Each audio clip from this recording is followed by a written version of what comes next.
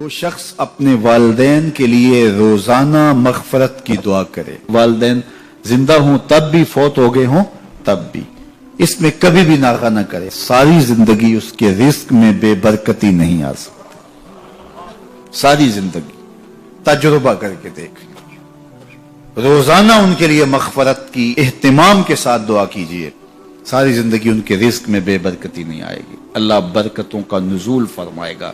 تو خوش نصیب وہ ہیں جو اپنے ماں باپ کی عزت کرتے ہیں، ان کے سامنے اپنے بازو سکیڑ کے رکھتے ہیں اور ان کے معاملات میں، ان کے طرز زندگی میں، ان کے انداز معاشرت میں خوش رہتے ہیں اور انہیں راحت، آسانی اور ان کے لیے محبتیں بچھاتے ہیں، تو اللہ تعالیٰ ان کے لیے آسانیاں پیدا کرتا ہے، رحمتیں پیدا کرتا ہے۔ والدین کے حوالے سے ضرور آپ اور میں دیکھیں کہ ہم سے کوئی کوتاہی سرزد تو نہیں ہو رہی، اور اگر والدین فوت ہو گئے ہیں، انتقال کر گئے ہیں، تو آپ کہیں کہ یہ باتیں ہم نے پہلے سنی ہوتی تو بڑا فائدہ ہوتا، اب تو والدین اس دنیا سے جا چکے ہیں، تو اب ہم ان کی خدمت کیسے کر سکتے ہیں؟ ان کے لیے دعا کریں، ان کی روح بھی آپ سے راضی ہو جائے، ان کے لیے جمعۃ المبارک کے دن سورہ یاسین پڑھے جا کے ان کی قبر پہ، تو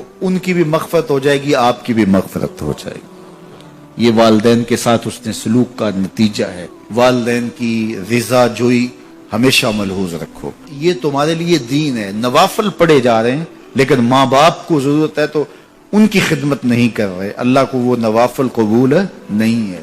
ماں کے قدم دباؤ، باپ کے پاؤں چومو، تو تمہارے نوافلوں سے بہتر تمہیں جب وہ دعا دیں گے، اللہ اپنی رحمتیں تمہارے اوپر نازل کر دے گا، تو ان کی خدمت کرو۔ ایک شخص جہاد کا اذن لینے کے لیے حضور کی خدمت میں آیا، حضور میں جہاد پہ جانا چاہتا ہوں، کتنی بڑی بات ہے، چھٹا رکن ہے اسلام کا، لیکن آقا کریم کیا بولتے ہیں؟ احی والدہ کا، کیا تیرے والدین زندہ ہیں؟ قال نعم، کہا جی حضور زندہ ہیں، قال ففیہ ما فجاہد، کہا جا ان کی خدمت کر، یہی تیرا جہاد ہے۔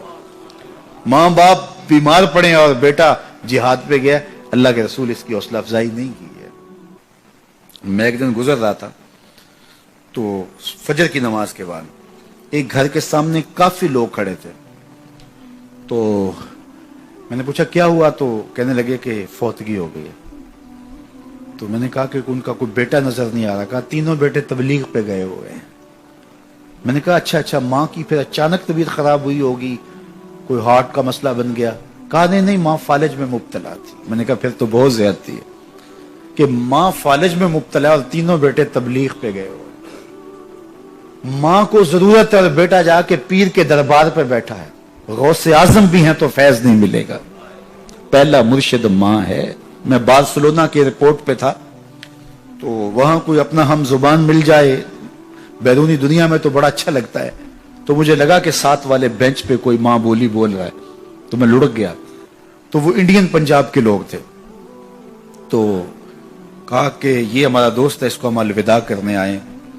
تو میں نے پوچھا کتنے عرصے بعد جا رہے ہو؟ تو وہ کہنے لگا 27 سال 3 ماہ بعد۔ تو مجھے دلچسپی پیدا ہوئی، تو میں نے کہا کہ اتنا عرصہ؟ کہا کہ بس وہ آیا تھا اور ایسا الجھا، کاغذات کا مسئلہ بن گیا، تو اب اللہ نے بہتری کیا تو اب جا رہا ہوں۔ جب آیا تھا ان فوان شباب تھا اور اب تو بڑھاپا اتر رہا ہے، اور بڑے حسرت بڑے انداز میں کہنے لگا پتہ نہیں میرے گھر والے اب مجھے پہچانتے بھی ہیں یا کہ نہیں، 27 سال 3 ماہ بعد جا رہا ہوں، پتہ نہیں میرے گھر والے اب مجھے پہچانتے بھی ہیں یا نہیں۔ میں نے کہا اور کوئی پہچانے یا نہ پہچانے، ماں قدموں کی آہٹ سے پہچان لے گی، یہ میرے پتر کے پیروں کی آواز لگتی ہے۔ تو والدین کی خدمت کریں گے تو سرخرو ہوں گے، ماں باپ کی بے ادبی کریں گے تو کبھی بھی آپ سرخرو نہیں ہوں گے۔ تو والدین کی رضا کو اللہ کی رضا سمجھو، رضا اللہ فی رضا الوالد و سخط اللہ فی سخط الوالد، والدین کی رضا میں اللہ کی رضا چھپی ہے اور والدین کی ناراضگی میں اللہ کی ناراضگی چھپی ہے۔